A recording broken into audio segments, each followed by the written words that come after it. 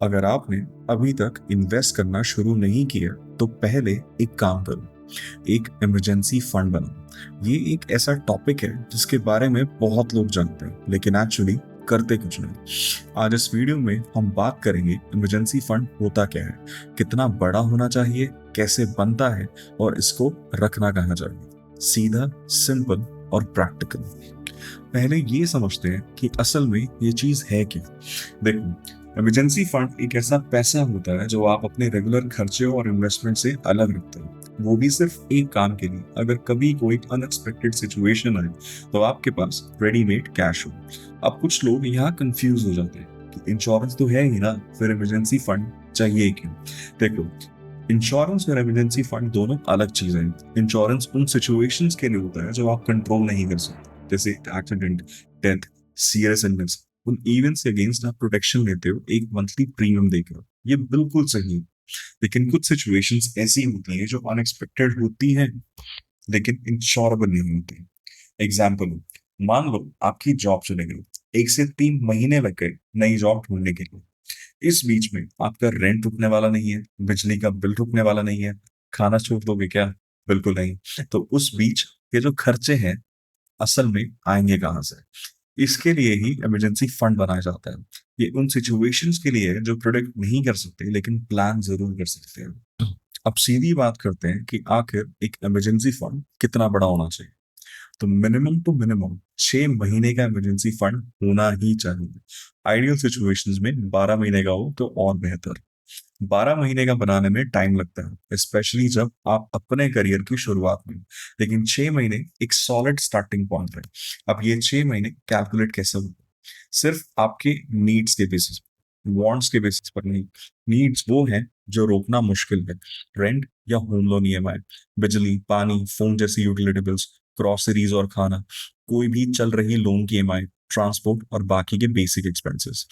Wants वो हैं जो रोकना पॉसिबल है, जैसे कि रेस्टोरेंट्स में खाना, नए कपड़े खरीदना, phone upgrade, weekend trips, OTT subscriptions. Emergency funds wants रोक सकते हैं, नीड्स नहीं रोक सकते। तो सिर्फ नीड्स का टोटल लो, वही आपका मंथली एसेंशियल एक्सपेंस है। तो अब एक सिंपल कैलकुलेशन एग्जांपल देखते हैं। मान लो आपकी मंथली सैलरी 25,000 रुपये है, जिसमें से आपका rent 8,000, utility bills 4,000, loan EMI 2,000 और पर्सनल बेसिक एक्सपेंसेस जैसे कि ग्रोसरीज, ट्रांसपोर्टेशन 5,000 रुपये। तो टोटल एसेंशियल नीड्स आपकी हो गई 19,000 प्रति महीना। तो 6 महीने का इमरजेंसी फंड बनाने के लिए आपको सिंपल मैथ करने हैं, 19,000 जो कि आपकी मंथली एसेंशियल नीड्स है इंटू 6, जो आपका आएगा 1,14,000 रुपये। और वहीं अगर आप 12 महीने का इमरजेंसी फंड बनाना चाहते हो तो आपको सिंपल इंटू 6 के बजाय इंटू 12 करना है, तो वो आपका हो जाएगा 2,28,000 रुपये। पहली बार सुन के ये अमाउंट बड़ा लगता है और ये फीलिंग बिल्कुल नॉर्मल। अगर आपके पास अभी 5,000 महीना बचा रहे हैं तो 6 महीने का फंड बनाने में ही 22 से 23 महीने लग सकते हैं, सिर्फ सेविंग से। ये अनकंफर्टेबल रियलिटी, इसलिए लोग इमरजेंसी फंड बनाने से अवॉइड करते हैं, लेकिन इस प्रॉब्लम का भी सोल्यूशन है और वो आगे बात आता है। तो अब बात करते हैं कि इमरजेंसी फंड आखिर बनाए तो बनाए कैसे। स्टेप नंबर, पहले इन्वेस्टमेंट्स टेम्पररीली रोक दो।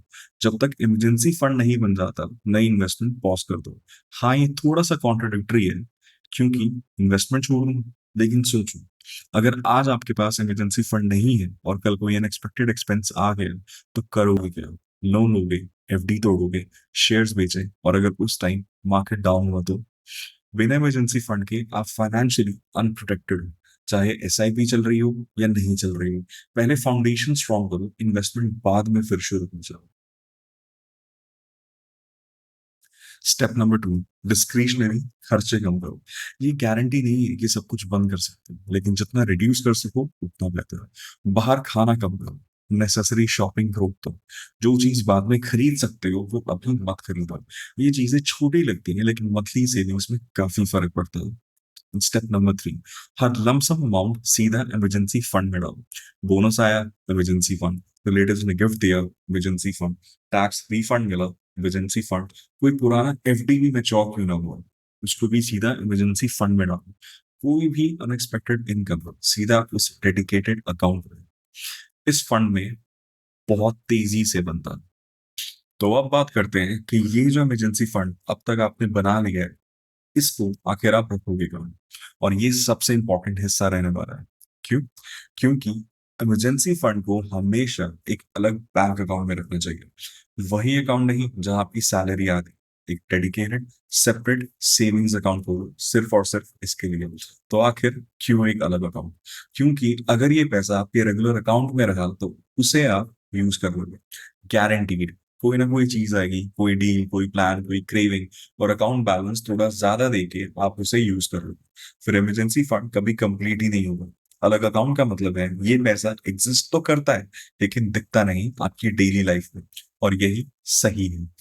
तो समरी में, पहले अपना मंथली एसेंशियल एक्सपेंस कैलकुलेट करो, उसे 6 से मल्टीप्लाई करो। ये है आपका इमरजेंसी फंड टारगेट। उसे बनाने के लिए नंबर वन, इन्वेस्टमेंट टेम्पररीली रोक दो। नंबर टू, डिस्क्रिशनरी खर्चे कम करो। And number three, her lump sum amount इसमें डालो।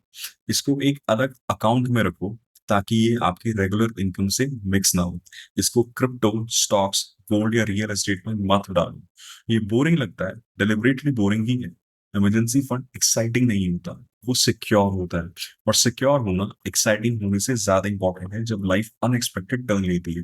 अगर आपके पास इमरजेंसी फंड नहीं है, यही एक चीज है जो सबसे पहले बनाना चाहिए। इन्वेस्टमेंट बाद में होती रहेगी। वीडियो यूजफुल लगा तो लाइक करना, और अगर कोई क्वेश्चन है तो कमेंट में जरूर पूछना। मिलते हैं अगले वीडियो में, तब तक सेफ रहो और सोच समझ के खर्च करो।